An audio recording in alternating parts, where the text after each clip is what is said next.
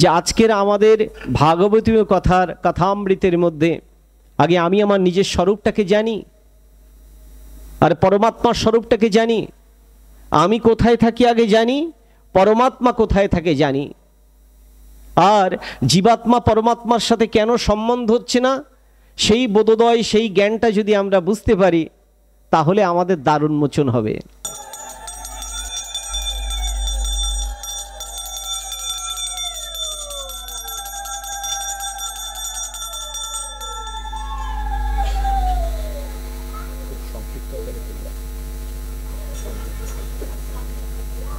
নিবেদন হয়ে গেছে তো না? পুরোহিত দাদা তো ছিলেন। হ্যাঁ, হরে কৃষ্ণ, হরে কৃষ্ণ, হরে কৃষ্ণ, রাধে রাধে, জয় মা। হ্যাঁ, নিতাই গৌর সীতানাথ প্রীতি প্রেমানন্দে, হরি হরি বলো। মালা দিয়ে দেবেন? হ্যাঁ, দিয়ে দেন।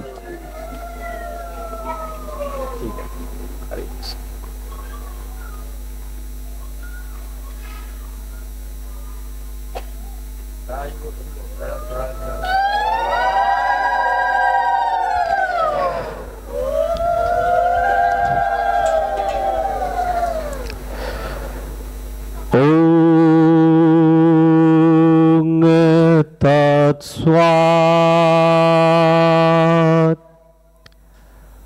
ওম তৎস্বাৎ।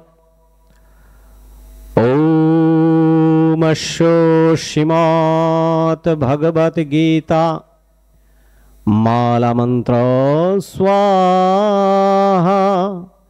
শ্রী ভগবান বেদব্যাস ঋষিয়ানিষ্টপছন্দাः শ্রীকৃষ্ণ পরমাত্মা দেবতা। অশোচন অনয়োশোচস্ত্বম প্রগাবদনশ্চ ভাষসেতি বীজম সর্বধর্মান পরিত্যাজ্যম মামেকং শরণং ব্রজ। অহোম ত্বাম সর্বপাপেভ্যঃ মোক্ষয়িষ্যামি মা শুচো। ওম অজ্ঞানতিমিরন্ধস্বাহা জ্ঞানাঞ্জনশলাকয়া চক্ষুरुन्मीलितं येन तस्मै श्रीगुरवे नमः। ओम गुरुर्ब्रह्मा गुरुर्विष्णु गुरुर्देव महेश्वरा गुरुरेव परमा ब्रह्म तस्मै श्रीगुरवे नमः। ओम सहस्रशीर्षवा पुरुषवा सहस्राक्ष सहस्रपातः स भूमिं विश्वातः वित्ताहो अताततिष्ठ्य दशाङ्गुलम्। ओम नमो भगवते वासुदेवाय नमो नमः। जय श्री कृष्ण चैतन्य प्रभु नित्यानंद श्री अद्वैत गदाधर श्रीवासादि गौर भक्तवृंद। हरे कृष्ण कृष्ण कृष्ण हरे हरे हरे राम राम राम हरे हरे। चतुर्थोऽध्याय ज्ञानयोग श्लोक नंग प्रथमा द्वितीया।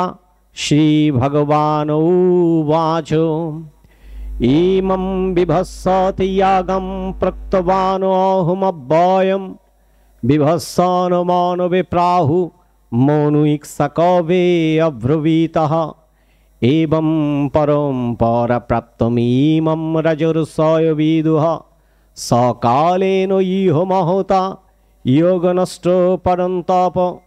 भगवान बोलिलेन বহু পূর্বে এই জ্ঞান আমি বিভর্ষণ সূর্যকে দিয়েছিলাম, সূর্য এই জ্ঞান মনুকে দিয়েছিলেন, মনু এই জ্ঞান ইক্ষ্বাকুকে দিয়েছিলেন। পরম্পরায় এই জ্ঞান ছিন্ন হয়েছে, লুপ্ত হয়েছে, তাই পুনরায় এই জ্ঞান দান করিলাম।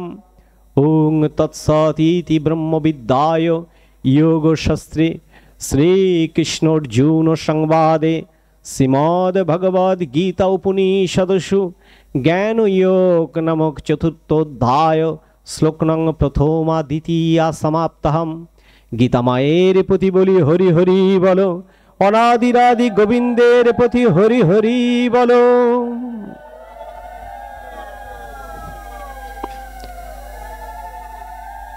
আমি প্রথমেই যে মন্ত্রে দীক্ষিত, ঈশ্বর পরম কৃষ্ণ সচ্চিদানন্দ বিগ্রহ অনাদির আদি গোবিন্দ, গোবিন্দের রাঙার আতুল চরণে জানাই সহস্র কোটি প্রণতি।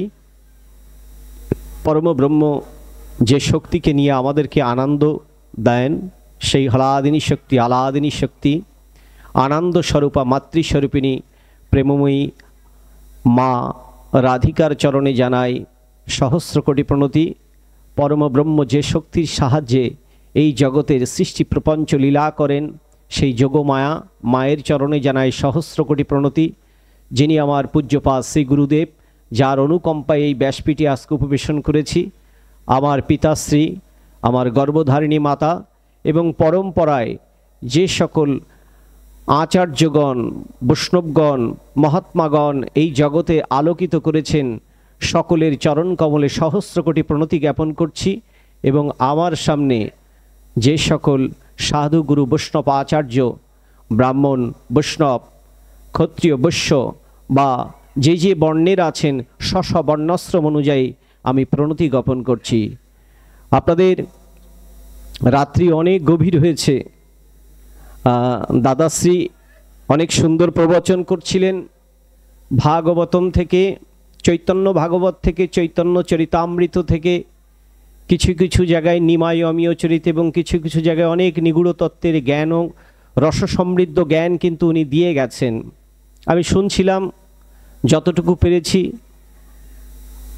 ততটুকু নেয়ার চেষ্টা করেছি। কারণ একটা জিনিস ভাবতে হবে, আমার যিনি গুরুদেব তিনি একটা কথা বলেছিলেন আমাদের, যে আমরা তখনই নিতে পারবো, তখনই সমৃদ্ধ হতে পারবো যদি আমরা কখনো ভাবি আমি অনেক কিছু জানি, তাহলে আমার আর কিছু জানা হবে না। ইংরেজিতে এটাকে উনি আমাকে শিখিয়েছিলেন, কখনো দিবাকর তুমি ভাববে না you are a learned person, তুমি অনেক জ্ঞানী ব্যক্তি, তুমি সবসময় ভাববে you are a learning person, তাহলে তুমি অনেক কিছু নিতে পারবে। সেই জন্য আমাদের সকলের চরণ কমলে একটা জিনিস আমাদের থাকা উচিত, আমরা যেন সকলেই সেটা অনুসরণ করি, যে আমরা সকলে শিখতে চাই। এজন্য কবির ভাষায় কবি বলছেন, হে প্রভু তোমার চরণ ধুলার নিচে আমার মাথা নুইয়ে দাও, বিশ্বজোড়া পাঠশালা মোর সবার আমি ছাত্র। এই কথাগুলো আসছে ওই মহত্ব থেকে, অনেক উদারতা, অনেক উচ্চাঙ্গের কথা। আমি আপনাদেরকে জন্য শুরুতেই বলবো, যতটুকু সময় ভাগবতীময় কথা চলবে, উন্মুখ হয়ে মনটাকে নিবিষ্ট চিত্তে এই রসটাকে আস্বাদন করার চেষ্টা করবেন। কারণ ভাগবতম কি বলছে, শৃণুয়াম শৃণুয়াম, তুমি আমার কথা শোনো, গীয়তাম গীয়তাম, তুমি আমার কথা গাও। ভাগবত বলছে তুমি আমার কথা শোনো, তুমি আমার কথা গাও। তাহলে আমি যদি ভাগবতীম কথা আমি যদি কর্ণগুহর দিয়ে শ্রবণ কীর্তন না করি, তাহলে আমার ভিতরে যে অসুরগুলো আছে, সেই অসুরগুলোকে আমি মারব কি করে? এই ভাগবত কে নিয়ে আসলেন? ভগবান। ভাগবতের ষষ্ঠ স্কন্ধের 3 নম্বর অধ্যায়ের শ্লোক নম্বর 18তে ভগবান বলছেন, ভগবত হি সাক্ষাৎ, বলছে ধর্ম হি সাক্ষাৎ ভগবত প্রণীত, ন মে বিদুরিষয় নপি দেবাহ। এই ভাগবত ধর্ম সাক্ষাৎ ভগবান থেকে এসেছেন। ভগবান বলছেন এটি কোনো ঋষি, এটি কোনো মুনি, এটি কোনো মানব, এটি কোনো যক্ষ রাক্ষস কেউ সৃষ্টি করেনি, স্বয়ং ভগবান থেকেই এই ভাগবত ধর্ম এসেছে। তাহলে ভগবানের সেই ভাগবত ধর্মটা যদি আমরা শ্রবণ কীর্তন না করি, তাহলে আমাদের মনুষ্য জীবন কিন্তু বৃথা। আর মনুষ্য জীবনের পূর্ণতা পাওয়ার জন্য আমাদেরকে ভাগবত কথা শ্রবণ করতে হবে। এই ভাগবতের জ্ঞানটা প্রথমে এসেছিলেন কোত্থেকে? ভাগবতের কিন্তু বেশি কোনো শ্লোক বলেননি। ভাগবত বলা হয় চতুর্মুখী শ্লোক। এই চতুর্মুখী শ্লোকটাকে ব্যক্ত করলেন ভগবান বেদব্যাস 18,000 শ্লোকে। আদি নারায়ণ যিনি ছিলেন, আদি নারায়ণ যিনি হচ্ছেন স্বয়ং পরম ব্রহ্ম, অনাদির আদি গোবিন্দ ভগবান শ্রীকৃষ্ণ, তিনি এই প্রথম এই জ্ঞানটি দিয়েছিলেন ব্রহ্মাকে। ব্রহ্মা এই জ্ঞান দিয়েছিলেন নারদকে, দেবর্ষি নারদ। দেবর্ষি নারদ সেই জ্ঞান, ব্রহ্মতত্ত্বের জ্ঞান দিয়েছিলেন ভগবান বেদব্যাসকে। বেদব্যাস সেই জ্ঞান দিয়েছিলেন পরীক্ষিতকে, আর পরীক্ষিত সেই জ্ঞান দিলেন কাকে? পরীক্ষিতকে দিয়ে সুখদেব গোস্বামীকে দিয়েছিলেন। সুখদেব গোস্বামী সেই জ্ঞান দিয়েছিলেন কে? পরীক্ষিতকে। আর আমরা সেখান থেকে ভাগবতের দর্শনটা পেলাম। কিন্তু সুখদেব গোস্বামী কিন্তু দ্বিতীয়বার আর ভাগবত প্রবচন করেননি। বটবৃক্ষের নিচে একজন ঋষি বসেছিলেন, তাকে বলা হয় সুত গোস্বামী, তিনি পরবর্তীতে শুনিয়েছিলেন। তাহলে এই জন্য ভাগবত বলছে অল্প ভাগ্যে হয় না হরিনাম সংকীর্তন, অল্প ভাগ্যে হয় না ভাগবত কথন, অল্প ভাগ্যে হয় না প্রসাদ সেবন, অল্প ভাগ্যে হয় না গুরু গৃহে আগমন, অল্প ভাগ্যে হয় না বিপ্র আগমন। এটি কোটি জন্মের ফলে এরকম একটি পুণ্য ক্ষেত্রে আসা যায়। ভগবান বলছেন সহস্র সহস্র তীর্থ ভ্রমণ করিলে যদ্রূপ ফল পাওয়া যায়, একটি মাত্র ভাগবত আসরে শ্রদ্ধাযুক্ত হয়ে উপবেশন করলে তাহার চেয়ে ততোধিক বেশি ফল পাওয়া যায়।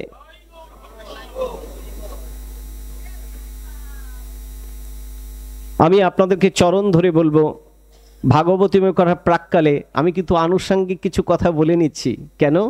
কারণ এখনো মন কিন্তু বিক্ষিপ্ত, আপনাদের এখনো মন বিক্ষিপ্ত, মনটা এখানে বসেনি। আমি আজকে একটি সাবজেক্ট ধরে ঢুকবো, একটি সাবজেক্ট ধরে বেরাবো, অনেকগুলো কথা বলবো না। একটি কথাই বলবো যে আজকের আমাদের ভাগবতীয় কথার কথামৃতের মধ্যে আগে আমি আমার নিজের স্বরূপটাকে জানি, আর পরমাত্মার স্বরূপটাকে জানি। আমি কোথায় থাকি আগে জানি, পরমাত্মা কোথায় থাকে জানি। আর জীবাত্মা পরমাত্মার সাথে কেন সম্বন্ধ হচ্ছে না, সেই বোধোদয়, সেই জ্ঞানটা যদি আমরা বুঝতে পারি, তাহলে আমাদের দ্বার উন্মোচন হবে। তাই আপনাদের চরণ কমলে আবারও প্রণতি জানিয়ে আজকের ভাগবতীময় কথা শুরু করছি। ভগবান কেন আমাদের ভাগবতে মন বসে না? অর্জুন যখন বিমোহিত ছিলেন, তখন শ্রীমদ্ ভগবদ্ গীতার 6ষ্ঠ অধ্যায়ের 34 নম্বর শ্লোকে ভগবান শ্রীকৃষ্ণ অর্জুনকে জিজ্ঞেস করছেন, কি বলছেন? অর্জুন, চঞ্চল হিমনা কৃষ্ণ প্রমাথি বলবাত দৃঢ়ম তস্যাহম নিগ্রহ মন্যে বায়ুব সুদুষ্কারম। হে কৃষ্ণ, মন অতীব চঞ্চল। বায়ুকে নিয়ন্ত্রণ করা যায়, কিন্তু মনকে নিয়ন্ত্রণ করা যায় না। আমি কি করে আমার এই মনটাকে নিয়ন্ত্রণ করব? ভগবান বলছেন, তুমি পুনঃ পুনঃ অভ্যাস করো। পুনঃ পুনঃ অভ্যাসের মধ্য দিয়ে তোমার ভিতরে তীব্র বৈরাগ্য, বৈরাগ্য মানে ত্যাগ তৈরি হবে। তখন তুমি চিদাকাশে মানে চেতনার আকাশে সেই পরম বস্তু, পরম তত্ত্ব, সচ্চিদানন্দ স্বরূপ তুমি তাকে দেখতে পাবে। তাহলে তাকে দেখার জন্য দরকার কি? আগে মনটাকে শান্ত করে রাখা। এই ঢাকাগামী অনেকগুলো গাড়ি যাচ্ছে,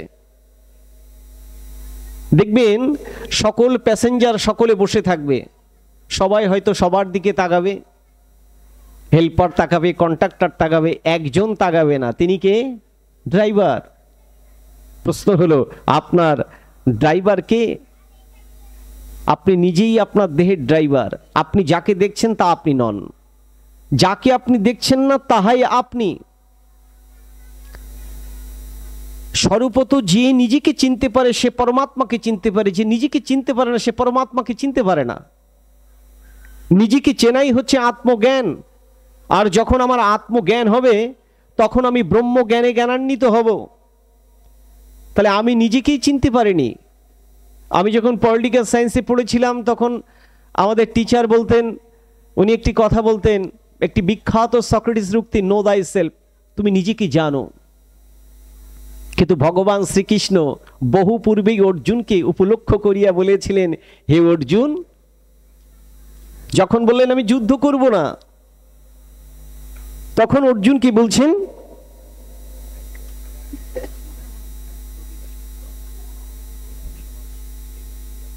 হরে কৃষ্ণ। অর্জুনকে বলেছিলেন, কি বলেছিলেন অর্জুনকে? অর্জুন যখন বললেন আমি যুদ্ধ করব না, তখন অর্জুনকে বলছেন, হে অর্জুন, হে কুন্তেয়, মানে কুন্তি পুত্র, তুমি প্রজ্ঞের মতো কথা বলছো কিন্তু আচরণ করছো মূর্খের মতো, এটি তোমার শোভাবর্ধন করে না। তখন বলছে আমি কি করব, আমি তো সিদ্ধান্তহীনতায় ভুগছি, আমি কি করব? তখন ভগবান শ্রীকৃষ্ণ বলেছিলেন, অর্জুনকে উপলক্ষ করিয়া ব্রহ্মতত্ত্বের যে জ্ঞান দিয়েছিলেন সেটি হচ্ছে শ্রীমদ্ ভগবদ গীতা, মহাভারতের অন্তর্গত। তা কি বলেছিলেন ভগবান? ভগবান বলেছিলেন, এমন কোনো সময় ছিল না যখন এই সকল রাজা নৃপতিরা ছিলেন না, এবং ভবিষ্যতে এদের অস্তিত্ব কখনো বিনষ্ট হবে না। তারা কারা? সবাইয়ের কথা বলেছিলেন আত্মা, আত্মার কথা বলেছিলেন। অর্থাৎ তুমি যাদেরকে দেখছো এরা সবাই ছিল। এই ভীষ্ম, দ্রোণ, কৃপাচার্য, অশ্বত্থামা, তোমার ভ্রাতা ভ্রাতুষ্পুত্রগণ, এরা সবাই ছিল। মধ্যেক্ষণে অন্য একটি রূপে তোমার সামনে এখন উপনীত হয়েছে। আবার এ দেহ থাকবে না, কিন্তু এদের অস্তিত্ব কখনো নষ্ট হবে না। হে কুন্তি, শোনো, তুমিও ছিলে, আমিও ছিলাম। আমি যখন এই ব্রহ্মতত্ত্বের জ্ঞান দিয়েছিলাম, ভগবান বলছেন, আমি সূর্যকে দিয়েছিলাম। বলছে তোমার আমার থেকে তুমি তো বেশি বয়সে বড় না, মাত্র 1 থেকে 2 বছর। তুমি কি করে সূর্যকে দিলে?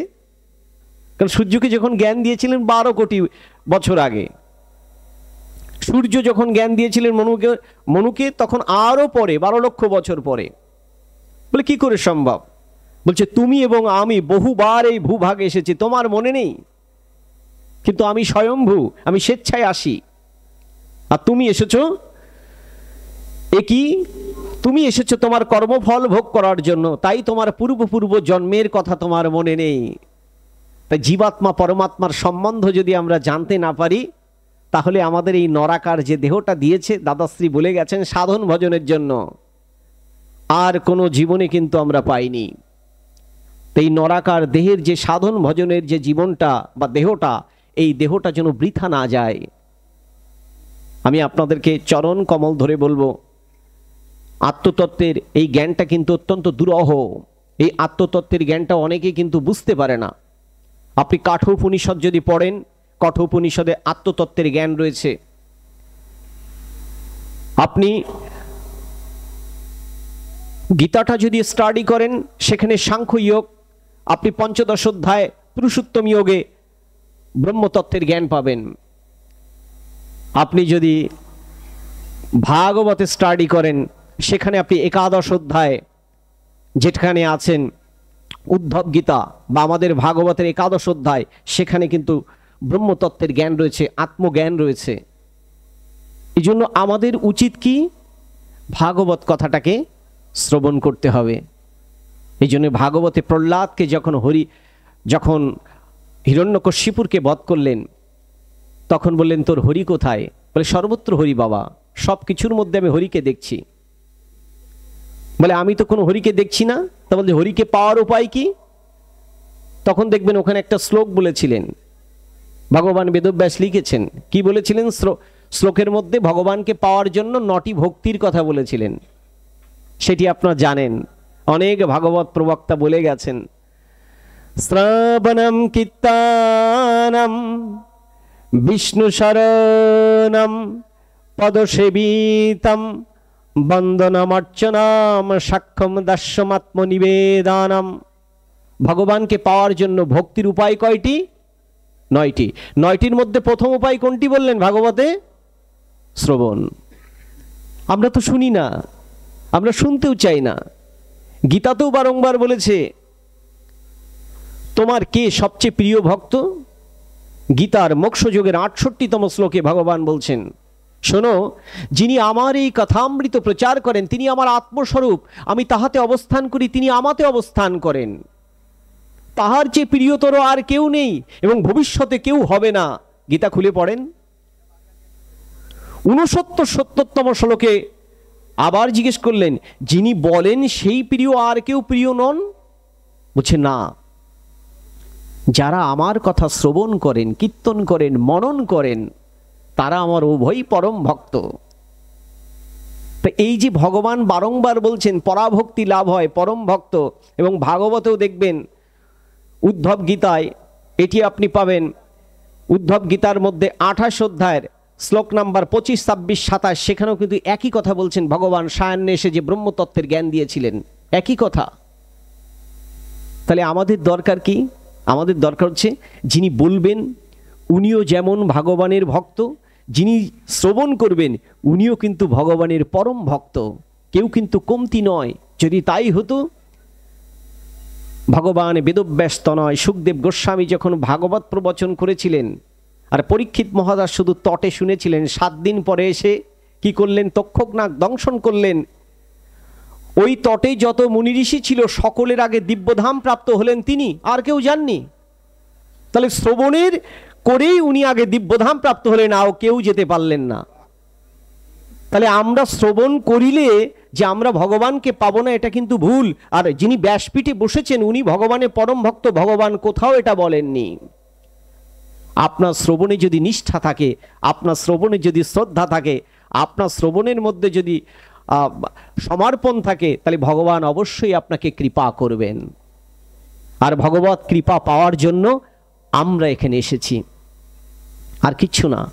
আমি আপনাদেরকে বলবো যে ভগবান অত্যন্ত দূরে আমাদের নেই, ভগবান রয়েছে আমাদের সন্নিকটে। ভগবান কোথায় বাস করেন? ভগবান বলছেন ঈশ্বর সর্বভূতানাং হৃদি দেশে অর্জুন তিষ্ঠতি ভ্রায়মান সর্বভূতানি যন্ত্র আড়ুরানি মায়া। আমি প্রত্যেকটি জীবের হৃদয় গুহায় পরমাত্মা রূপে অবস্থান করি।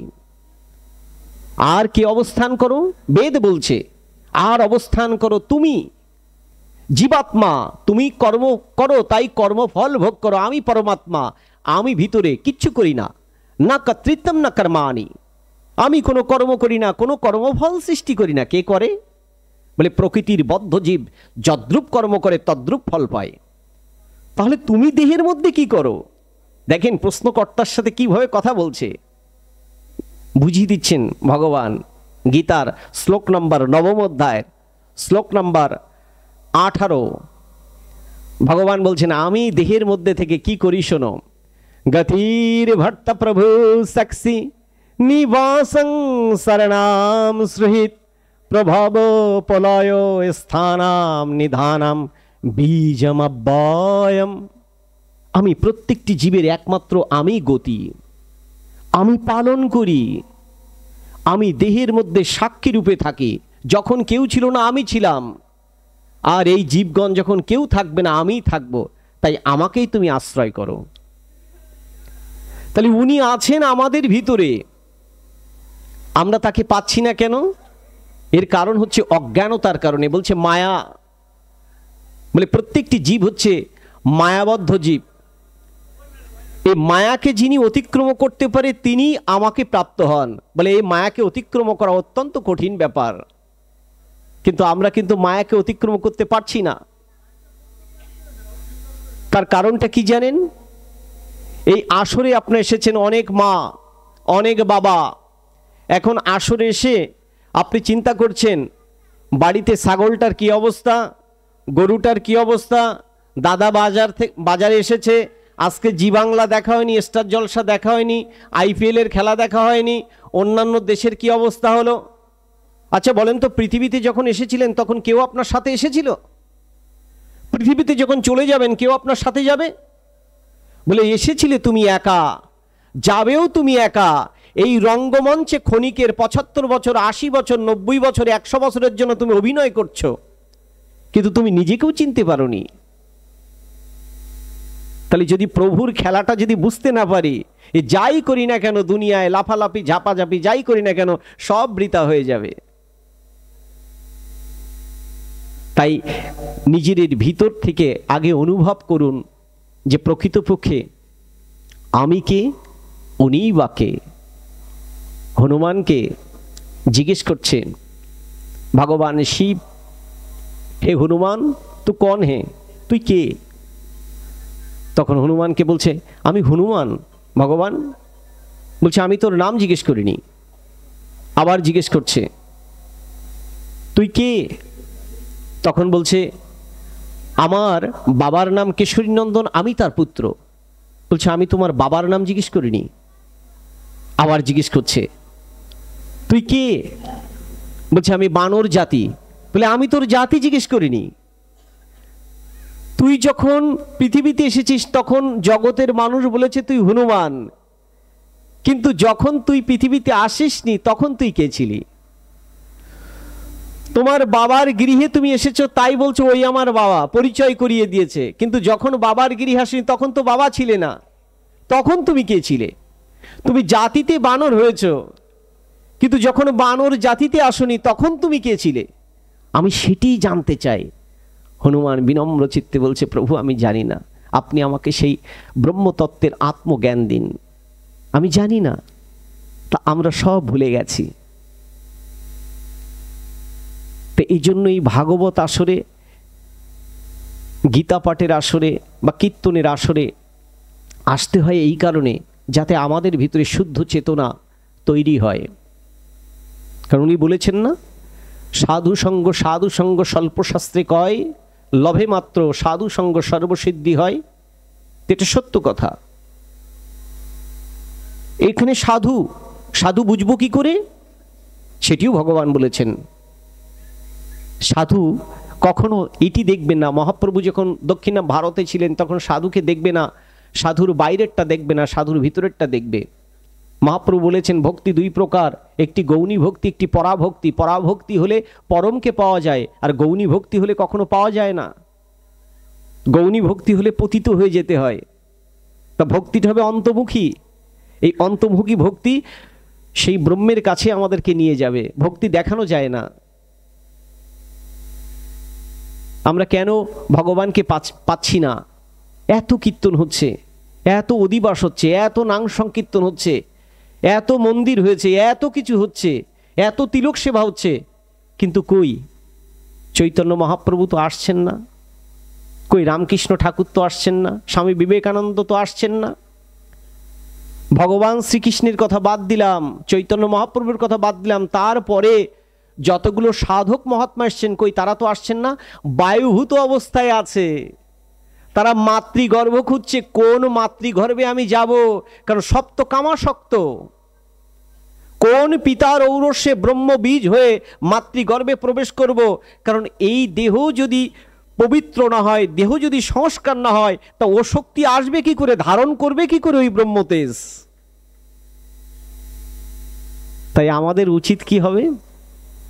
আমাদের যত অপসংস্কৃতি, যত কুসংস্কার আছে, যত অজ্ঞানতা আছে, যত মোহতা আছে, যত জড়তা আছে, যত তমনাশক চিন্তা আছে, এগুলোকে যদি আমরা এখানে এসে আমরা যদি দূরীভূত করতে পারি, তার জন্যই কিন্তু এই ভাগবত আসরের আয়োজন করা হয়, ভাগবত আসরে আসতে হয়। কারণ ভগবান নিজেও বলেছেন যে আমি কোথায় থাকি, বলে যেখানে আমার ভক্ত থাকে আমি তথায় থাকি, যেখানে আমার কীর্তন আদি হয় আমি তথায় থাকি, যেখানে গীতা ভাগবত পাঠ হয় আমি সেখানে থাকি।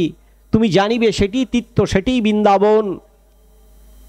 যেখানে আমি থাকি সেখানে শ্রী থাকেন, শ্রী মানে লক্ষ্মী, শ্রী মানে রাধিকা। তা যেখানে শ্রী থাকেন সেখানে সকল দেবতা থাকে, সেখানে গঙ্গা থাকে। আধ্যাত্মিক আদি ভৌতিক আদি দৈবিক ত্রিতাপ দুঃখ উপস্থিত হলেও আমার এই পাঠ মাত্র, কীর্তন মাত্র মুহূর্তেই তা নাশ হয়। তাহলে আমাদের উচিত কি? বারংবার এই হরি কথা শোনা উচিত। কীর্তন কিন্তু তিন প্রকার, আবারও বলে যাই। একটি নাম সংকীর্তন, আমরা যেটা করি ওই যে 16 নাম 32 অক্ষর করলাম, গুরু পরম্পরার অনেক কীর্তন আছে। আরেকটি কীর্তন আছে পদাবলী কীর্তন, পদ বলে বলে আখর দিয়ে দিয়ে কীর্তন করে, মাথুলীলা, বিভিন্ন লীলা। আরেকটি কীর্তন খুব কম হয় আমাদের সনাতন ধর্মের, যে কারণে আমরা পিছিয়ে আছি। এই কীর্তনটাকে বলা হয় মহিমা কীর্তন। প্রকৃতির জগৎ থেকে অপ্রাকৃত জগতে যাওয়ার জন্য যে ভাগবতীয় দর্শন, যে গীতার দর্শন, যে চৈতন্য ভাগবতের দর্শন, বা আমাদের পরম্পরায় গুরু পরম্পরায় যত শাস্ত্রাদি গ্রন্থ এসেছে, এগুলো নিয়ে প্রচুর প্রচুর আমাদের আলোচনা করা দরকার। আলোচনা মানে আলোকে চেনা, ব্রহ্মের আলো। যদি আমরা এটা করতে পারি তাহলেই আমাদের কল্যাণ। নিতাই গৌর প্রেমানন্দে বলুন হরি হরি বলো।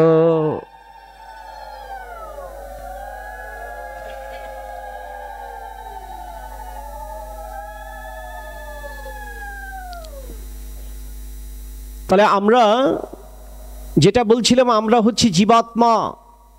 তাহলে জীবাত্মা দেহের মধ্যে থাকে, পরমাত্মা দেহের মধ্যে থাকে, কিন্তু জীবাত্মা পরমাত্মার সম্বন্ধ থাকছে না কেন? তার একটি কারণ বলেছিলাম, মায়া। মায়ার সম্পর্কে বৃন্দাবনের প্রেমানন্দ মহারাজ, যারা নাম শুনেছেন, যার 2 কিডনি ড্যামেজ, এখনো বেঁচে আছে 30 বছর, উনি একটা সুন্দর উপাখ্যান বলেছিলেন। সেই উপাখ্যানটা আপনাদেরকে একটু শোনাই, হয়তো আপনারা শুনেছেন। উনি বলছেন যে জীবাত্মা পরমাত্মার সম্বন্ধটা কেমন। বলে এক সাধুর কাছে এক দুষ্প্রাপ্য একটা বস্তু ছিল, যে বস্তুটার নাম হচ্ছে পরশ পাথর। তা পরশ পাথর লৌহদণ্ডে স্পর্শ করলে ওটি কি হয়? স্বর্ণে পরিণত হয়। তা শুনতে পেয়েছে যে সাধুর কাছে এক দুষ্প্রাপ্য বস্তু রয়েছে। তখন ওই গ্রামের একজন চুরি করত, চোর। তা তিনি কি করেছে, এখন সব কিছু বদলিয়ে উনি একটা উত্তরীয় বেশভূষা নিয়ে উনি গুরুকে আশ্রয় করেছে। গুরু যোগ বলে দেখতে পেয়েছে ইনি একজন কপটচারী। তা গুরু চেষ্টা করেছে এই পথে নিয়ে আসার, আর উনি চেষ্টা করেছে যে গুরুর কাছ থেকে কি করে আমি ওটা নেব। 1 বছর, 2 বছর, 3 বছর হতে হতে 12 বছর হয়ে গেছে। গুরুর একান্ত পার্শ্বদ হয়েছে। গুরু অনেক কিছু তার ভিতর থেকে দূরীভূত করতে পেরেছে, কিন্তু মনের ভিতরে যে একটা লালিত স্বপ্ন ছিল পরশ পাথর, সেটা যায়নি। তা গুরুদেবকে 12 বছর পর জিজ্ঞেস করছে, গুরুদেব আপনার কাছে নাকি একটা দুষ্প্রাপ্য বস্তু আছে, পরশ পাথর? বলে আছে তো। তো বলছে আমি তো দেখিনি কখনো। তো বলছে ওই যে লোহাদণ্ড, ওই লোহাদণ্ডের মধ্যে আছে পরশ পাথর। তখন বলছে, বাবা যদি লোহাদণ্ডের মধ্যে পরশ পাথর থাকে তাহলে তো ওটি স্বর্ণে পরিণত হয়ে যাওয়ার কথা, কই ওটি তো স্বর্ণে পরিণত হচ্ছে না। বলছে বুঝেছি, তোর বিশ্বাসের অভাব হয়েছে, এই নে চাবি দণ্ড, ওটাকে খুলে ফেল। যেই মাত্র খুলেছে, খুলে দেখে একটা কাপড়ের পুটলার মধ্যে কি যেন একটা শক্ত আস্তরণ। এই শক্ত আস্তরণটা যখন নিয়ে এসেছে তখন বলছে এটিই পরশ পাথর। তাও বিশ্বাস হচ্ছে না। বলছে কাপড়টা এবার ফেলে দে। এই কাপড়টা যেই মুহূর্তে ফেলে দিয়ে ওই লোহাদণ্ডের উপর রেখেছে, সেই মুহূর্তে ওটা স্বর্ণে পরিণত হয়েছে। তখন শিষ্যদের উদ্দেশ্যে, সবার উদ্দেশ্যে বলছে যে আমরা কেন ব্রহ্মকে পাচ্ছি না জানিস? বলে কারণ হচ্ছে এই লোহাদণ্ডটা যেমন ছিল, বলে এই দেহটা হচ্ছে লোহাদণ্ড, আর ওই লোহাদণ্ডের মধ্যেই রয়েছে পরশ পাথররূপী পরমাত্মা, কিন্তু একটি কাপড় দিয়ে আস্তরণ রয়েছে আটকানো। বলে যখন ওই কাপড়টাকে ফেলে দেওয়া হলো তখন কি হচ্ছে, এই দণ্ডটাই এটি স্বর্ণে পরিণত হচ্ছে। জীবাত্মা পরমাত্মা একই দেহের মধ্যে থাকলেও স্বর্ণে ততক্ষণ পরিণত হতে পারবে না যতক্ষণ অজ্ঞানতা, মায়া, মোহতা, তমনাশক চিন্তা আমাদেরকে বারবার দগ্ধ করবে। আমরা মনে করছি মহাভারতের যুদ্ধ শেষ হয়ে গেছে। না, মহাভারতের যুদ্ধ শেষ হয়নি। বলে দেহের মধ্যেই আসুরিক শক্তি আর দেহের মধ্যেই দৈব শক্তি। আমরা মনে করছি দেবাসুরের সংগ্রাম শেষ হয়ে গেছে, বলে হয়নি। আগে দেবতারা থাকতো স্বর্গে আর অসুররা থাকতো অন্য ক্ষেত্রে। পরবর্তীতে দেবতা আর অসুর সবাই পৃথিবীতে আসলো, আর এখন দেবতা অসুর দেহের মধ্যেই বাস করে। আমি যখন মানুষকে হিংসা করি বলছে তখন আসুরিক স্বভাব। আমি যখন ক্রোধ করি বলছে ওটি তোমার আসুরিক স্বভাব। আমি যখন লোভ করি বলে ওটা আসুরিক স্বভাব, তোমার পতন হবে। আমি যখন দম্ভ করি আমি পৃথিবীর শ্রেষ্ঠ, বলছে ওটি তোমার পতনের একমাত্র কারণ। আর যখন আমি মনে করি অপরকে উপকার করব, রাস্তায় একটি ইট পড়ে আছে ওটাকে যদি সরিয়ে দিই, বলছে ওটি তোমার শুদ্ধ জ্ঞান, শুদ্ধ প্রকাশ। একজন মানুষ অনাহতকে আপনি খেতে দিচ্ছেন, বলছে এটি তোমার ধর্ম। আজকে জীবকে সেবা দিচ্ছেন, বলে এটি ধর্ম। তখন আপনার ভিতরে দৈব শক্তির প্রকাশ হচ্ছে। আপনি সত্য কথা বলছেন, আপনি ন্যায়ের পথে আছেন, বলে এটি হচ্ছে দৈব শক্তি। দেবতা অসুর আপনার ভিতরে। তাই ভগবান বলছেন কি করে তুমি আমাকে পাবে? চারটি রাস্তা ভগবান বলছেন। ঊর্ধ্বং গচ্ছন্তি শতস্তা, যদি তুমি শতগুণকে আশ্রয় করো তুমি স্বর্গ পাবে। মধ্যে তিষ্ঠন্তি রাজসা, যদি তুমি এখনো পৃথিবীতে এসে তোমার আসক্তি এখনো রহিত হয়নি, এখনো তুমি সন্তান সন্ততি সব কিছু নিয়ে এখনো পরিপূর্ণ প্রাপ্তি তোমার হওনি, তাহলে বলছে পুনরায় হয়তো পৃথিবীতে তুমি আসবে। আর কি? জঘন্য গৌণ বিত্তস্তা, যদি অপরকে হিংসা করো, দম্ভ করো, অহংকার করো, অনিষ্ট করো, বলে তাহলে কি হবে? তুমি পশুজনী বা কীট পতঙ্গ লতাদি বৃক্ষ হয়ে তোমাকে জন্মাতে হবে। আর তুমি জন্ম মৃত্যুর বন্ধন থেকে মুক্ত পাবে, আর কখনো তোমার জন্ম হবে না। সেটিও বলছে না তদ ভাসায়াতে সূর্য না শশাঙ্ক না পাবক যদ্গাতা না নিবারতন্তে তদ্ধাম পরমম মম। সূর্য চন্দ্র সেই বিদ্যুৎ, সেই ধামকে আলোকিত করতে পারে না যেখানে গেলে আর ফিরে আসতে হয় না। কেমন করে?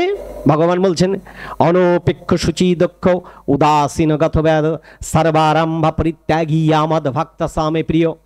যিনি নিরপেক্ষ, যিনি ভেদাভেদ করেন না, যিনি সর্ববিষয়ে জড় আসক্তি বাহির ভিতর সব কিছুকে ত্যাগ করেছেন, যিনি সব কিছু ঈশ্বরকে সমর্পণ করেছেন, বলে ইয়ামাদ ভক্ত, তিনি আমার অতীব প্রিয়, তাহার আর কখনো জন্ম মৃত্যু হবে না।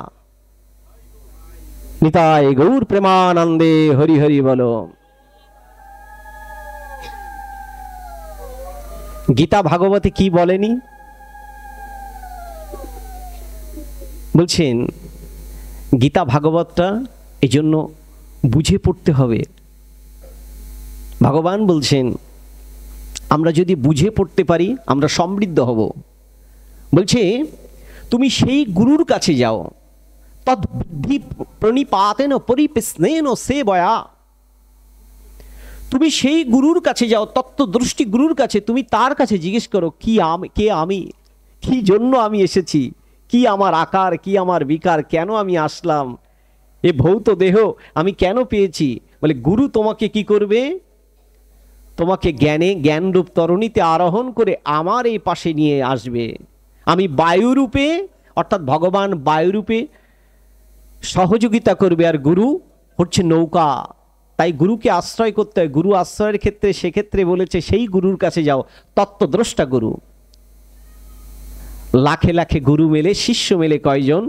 কোটি কোটি শিষ্য মেলে গুরু মেলে কয়জন? লাখ লাখ গুরু মিলছে, শিষ্য মিলছে না, আবার কোটি কোটি শিষ্য হচ্ছে, গুরু হচ্ছে না। যদি তাই হতো, দ্বিজ নরোত্তম ঠাকুর, আপনারা যার কীর্তন করেন, নরোত্তম ঠাকুর মাত্র লোকনাথ গোস্বামী একজন শিষ্য করেছিলেন, নরোত্তম ঠাকুর, আর শিষ্য করেননি। আর এই নরোত্তমের যদি আপনি কাহিনী চৈতন্য গৌড়ীয় ইতিহাসটা পড়েন, এখানে স্পষ্ট লেখা আছে কত বছরে পেয়েছেন। 12 বছর সাধনার পর গুরু দীক্ষা দিয়েছিলেন, ভাবতে পারেন। আর আমাদের এখন তো ডিজিটাল হয়ে গেছে, তুমি আমার শিষ্য হও আমি তোমার গুরু হই। এইভাবে কিন্তু গুরুকরণ হয় না, আর এইভাবে হয় না। আমি বারংবার বলবো এটি হচ্ছে সাধন ভজনের একটি স্তর। মাঝে আমি যখন খুলনাতে পাঠ করছি, আমি তো হিন্দু কল্যাণ ট্রাস্টে জানেন হয়তো, সেখানে আমার চাকরি করা লাগে, পার্ট টাইম সময় দিয়ে আমি মাঝে মাঝে আমি ভাগবত প্রবচন বিভিন্ন জায়গায় আমি করি। এই কিছুদিন আগে আপনাদের শরীয়তপুরে ছিলাম। তা এই যে বিভিন্ন জায়গায় ভাগবত প্রবচন করি, এটা ভালোবেসে মন থেকেই করি, করার চেষ্টা করি। কারণ যখন থেকে আমি হিন্দু কল্যাণ ট্রাস্টে প্রথম ট্রেনিংটা করেছিলাম, আমি কেন ভাগবতে আসলাম প্রসঙ্গটা বলা উচিত না, তারপরও চলে আসলো তাই বলছি। হিন্দু কল্যাণ ট্রাস্টে যিনি ছিলেন উনি আমাকে জিজ্ঞেস করেছিলেন ব্রাহ্মণের কর্ম কি। আমরা জানি ব্রাহ্মণের গুণ হচ্ছে 6টি, ব্রাহ্মণের কর্ম আছে 6টি: যজন, যাজন, অধ্যয়ন, অধ্যাপন, দান, প্রতিগ্রহ। ব্রাহ্মণ যদি 6টি কর্ম না করে তাহলে ব্রহ্মত্ব থাকে না। ব্রহ্ম জানায়াত ব্রাহ্মণ। তাহলে ব্রহ্মকে জানতে হবে। তাহলে ব্রাহ্মণের কাজ হচ্ছে যজন করা, নিজে পূজা করবে, অপরের গৃহে পূজা করাবে। ব্রাহ্মণ নিজে পড়বে, অপরকে পড়াবে। ব্রাহ্মণ জ্ঞান দান করবে, যতটুকু সাধ্য দান করবে। আর ব্রাহ্মণ প্রতিগ্রহ, ঈশ্বরকে প্রতিগ্রহ রেখে, হৃদয়ে প্রতিগ্রহ রূপে রেখে নিত্য তার সেবা পূজা করবে। তাহলেই ব্রাহ্মণের এই কর্ম। যেদিন আমি বুঝেছিলাম, আমার কাছে মনে হয়েছে প্রভু এ কল্পে আমাকে পাঠিয়েছে, এ জন্মে পাঠিয়েছে আমার ডিউটি করার জন্য। তা আমি যদি আমার জীবনে ডিউটি না করতে পারি, তাহলে তো মনুষ্য জীবনটাই বৃথা। প্রত্যেকটি মানুষকে কিন্তু ডিউটি করার জন্য পাঠিয়েছে। সবাই সবার অবস্থান থেকে ডিউটি করতে হবে। আপনি হয়তো মনে করছেন, বা আমি মনে করছি দিবাকর, যে কেউ দেখতে পাচ্ছে না। পরমাত্মা বলছে দুজনকে ফাঁকি দেওয়া যাবে না। এক জীবাত্মা রূপে তুমি কি করেছো সব তুমি জানো, আর পরমাত্মা রূপে আমি তোমার ভিতরে আছি, সবই আমি জানি। তাই দুজনকে কখনো ফাঁকি দেওয়া যাবে না। কারণ প্রভু বলছেন, যদি তুমি অন্তরের সাজে সাজো, তাহলে আমি তোমাকে সাজিয়ে নিয়ে যাব। আর যদি তুমি বহিরাঙ্গের সাজে সজ্জিত হও, তাহলে তোমাকে বারংবার আমি সাজা দেব। যে কোনো একটা আমরা চয়েস করতে পারি, কিভাবে আমরা করব। প্রেম সে বলো নিতাই গৌর প্রীতি প্রেমানন্দে হরি হরি বলো।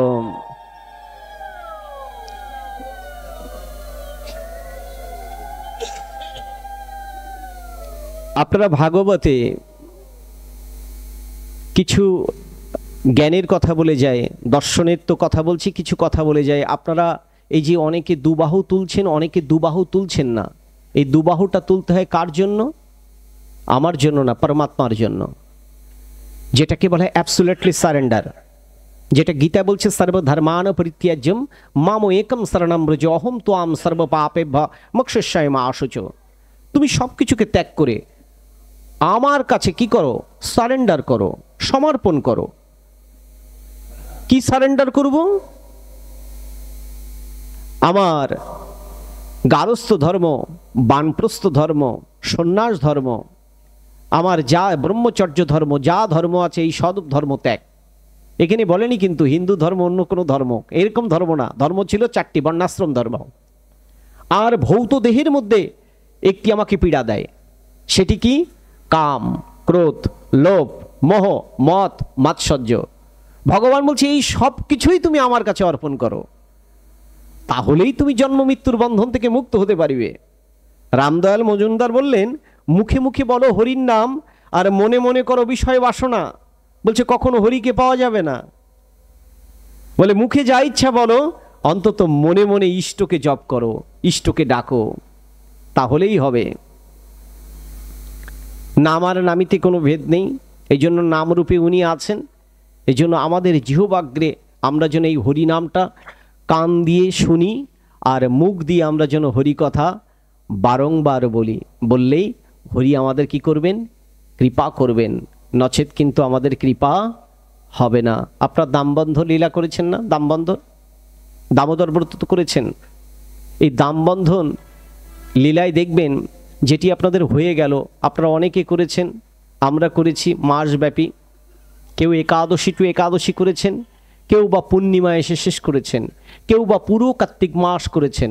যেভাবেই করেন না কেন, এখন এই যে আপনারা করেছেন, এই করার উদ্দেশ্য কি? মা যশোমতী কৃষ্ণকে বাঁধতে পারছেন না। কেন বাঁধতে পারছেন না? দুটি কারণে। এক, মা যশোমতী বলছে, যশোদা মা বলছে, আমি আজকে গোপালকে বেঁধেই ছাড়ব। নিজের বল, নিজের শক্তি, নিজের দৃঢ়তা দ্বারা বাধার চেষ্টা করছেন, আর কৃষ্ণ দৃষ্টি নিক্ষেপ করছেন, আর দড়ি উদাও হয়ে যাচ্ছে। কিন্তু মা যশোমতী যখন দুবাহুত হয়ে বললেন, হে গোবিন্দ তুমি কৃপা করো, তাহলে ভগবান বললেন, ভক্ত যখন আবাহন করেছে, তখন ভগবান কি করলেন? বন্ধনে যুক্ত হলেন। তাহলে আমাদেরকে বুঝতে হবে, দুবাহু তুলে যখন ভগবানের কাছে সমর্পণ করব, ভগবান তখন বন্ধনে যুক্ত হবেন। তাই ভগবান বলছেন, তুমি দুটি গুণকে পরিত্যাগ করো। কি কি গুণ? রজগুণ আর তমগুণ। রজগুণ তমগুণকে পরিহার করে তুমি শতগুণকে আশ্রয় করো। শতগুণকে আশ্রয় করে নির্গুণে পৌঁছাও। শতগুণ না থাকলে, শুদ্ধ গুণ না থাকলে শুদ্ধ জ্ঞান হবে না, আর শুদ্ধ জ্ঞান না থাকলে বৈরাগ্য হবে না, আর বৈরাগ্য না হলে ব্রহ্মকে পাবো কি করে? তাহলে আমাদের গুণ দরকার। আমরা গুণকে ধারণ করার জন্য যারা ভেজিটেবল খাই, কিসের জন্য? ভেজিটেবল খেলে ভগবানকে পাওয়া যায় না। ভেজিটেবল খেলে ভগবানকে পাওয়া যায় না। বলবেন কোথায় আছে? গীতাতে লেখা আছে ভেজিটেবল খেলে ভগবানকে পাওয়া যায় না। কিন্তু দিবাকর, আপনি কেন ভেজিটেবল খান বা আপনি কেন সাত্ত্বিক আহার করেন? বলে সাত্ত্বিক আহার করি, আহারটা এই কারণে করি, আহার শুদ্ধিটা করতে হয় আমার দেহের মধ্যে অস্থি, মাংস, মেদ, মজ্জা, ব্রহ্মকীট এটি যেন শতগুণের প্রকাশ হয়। তার মানে ওই খাদ্যটা খায় আমার ভিতরে যাতে ওই গুণটার প্রকাশ হয়। কিন্তু আমি বুঝলাম না যে কি কারণে খেতে হয়। আমার শরীরের এই কারণেই আমরা গ্রহণ করি, এটা বুঝতে হবে। তা আমরা যদি দেহের এই ভাবনাটা এটা যদি বুঝতে পারি, এই দেহতন্ত্রটা যদি বুঝতে পারি, তাহলে আমাদের পরমা কল্যাণ, আমাদের পরমা মঙ্গল। না হলে ওই বারংবার যাওয়া আসাটাই কিন্তু সার হয়ে যাবে। মাতৃগর্ভে ভাগবত বলছে, ভাগবতে বলছে মাতৃগর্ভে কিন্তু আমরা একবারে আসিনি। আপনি দেখবেন বিষ্ণুর 10 অবতারের তত্ত্ব যদি আপনারা এখানে আসেন, দেখবেন বিষ্ণুর 10 অবতারের তত্ত্বর মধ্যে আপনার এবং আমার জাতওয়াতটা কেমন করে হয়েছে। যদিও আমরা পৌরাণিক উপাখ্যানটা দেখি, কিন্তু এটা পৌরাণিক উপাখ্যান না, ইটস এ পিওর সায়েন্স। সনাতন ধর্ম ইটস এ পিওর সায়েন্স। কি করে পাচ্ছেন? বিষ্ণুর প্রথম অবতার কে ছিল? মৎস্য।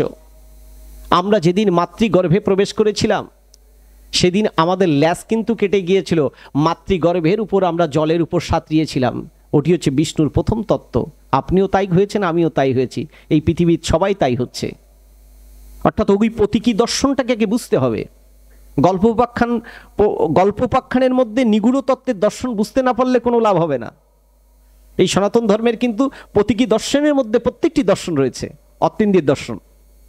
তো যে বিষ্ণুর প্রথম অবতার বলছে মৎস্য, বলে আমরা প্রত্যেকটি সৃষ্টি জীব বিষ্ণুর প্রথম অবতার রূপেই আসি। দ্বিতীয় অবতার কি? কুর্ম। জলের উপর আমরা সাঁতার কাটি। তো জলের উপর আমরা তখনও কিন্তু ডাক্তার বলতে পারে না যে আমরা কি হব, ছেলে না মেয়ে। তো বিষ্ণুর দ্বিতীয় অবতার আমরা কুর্মের মতো সাঁতার কেটেছিলাম। বিষ্ণুর তৃতীয় অবতার বরাহ, শুকর। কান দিয়ে শুনেছিলাম। কি করে কান দিয়ে শুনলাম? যুদ্ধে যখন যাবে, অর্জুন যুদ্ধ করছে বহু দূরে, তখন জ্যেষ্ঠ যুধিষ্ঠির মহারাজকে বলছে এই সপ্তরথীর সাথে আমি যুদ্ধ করব। বলছে তুমি কি করে যুদ্ধ করবে? কারণ এই বুহদ্বারের রচনা আমরা কেউ জানি না, কারণ অর্জুন আমাদেরকে বলেনি কখনো। তখন বলে আমি জানি। তুমি কি করে জানলে? বলে আমার মায়ের গর্ভে যখন ছিলাম তখন থেকে আমি শুনেছিলাম। বর্তমানে 21 শতাব্দীতে ডাক্তার এসে বলে 3 মাস বয়স থেকে বাচ্চা শুনতে পায়, প্রমাণ হচ্ছে। আর ভগবান শ্রীকৃষ্ণ এবং আমাদের যে গীতা বা বেদান্ত দর্শন বা মহাভারত, সেখানে বলছে যে বাচ্চা 3 মাস বয়স থেকে শুনতে পায়। তাই বিষ্ণুর তৃতীয় দর্শন হচ্ছে বরাহ। ওই সময় গীতা, ভাগবত, বেদান্ত দর্শন ভালো ভালো জিনিসগুলো পড়তে হয়, বাচ্চা ওখান থেকে কিন্তু নেয়।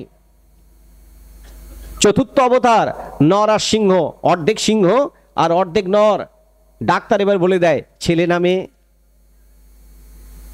বিষ্ণুর পঞ্চম অবতার বামন, পঞ্চামৃত খাওয়ানো হয়, পঞ্চামৃত খায়ে অভিষেক করা হয়, পূর্ণাঙ্গ মানুষ হয়েছে।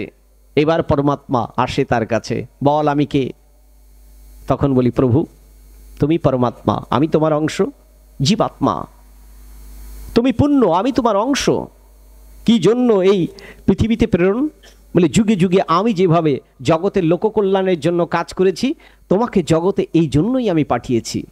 কারণ তুমি আমার অংশ। মম এব অংশ জীবলোক জীবভূত সনাতনাহ মনঃশস্ত্রাণি ইন্দ্রিয়াণি প্রকৃতি স্থানি কার্ষতি। তুমি আমার সেই সনাতন অংশ, তুমি ভিন্ন কেউ নয়। আমরা ভুলে গেছি। ষষ্ঠ মাসে আমরা বলি বিষ্ণুর অবতার, তিনি হচ্ছে পরশুরাম।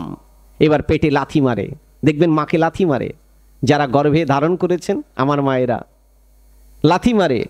তার মানে নিখত্য, মানে পৃথিবীর সব নিখত্য করতে চাই, অপশক্তিকে নাশ করতে চাই। দেহের মধ্যে সকল অপশক্তিকে নাশ করিয়ে আমি সত্যকে প্রতিষ্ঠা করতে চাই, আমি জয় করতে চাই। এটি দর্শন।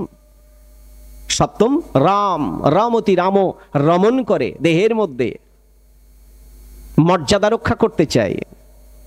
তখন আবার বলা হয়, স্বাদ দেওয়া হয়, কি কি তোমার খেতে ইচ্ছা তুমি স্বাদ গ্রহণ করো।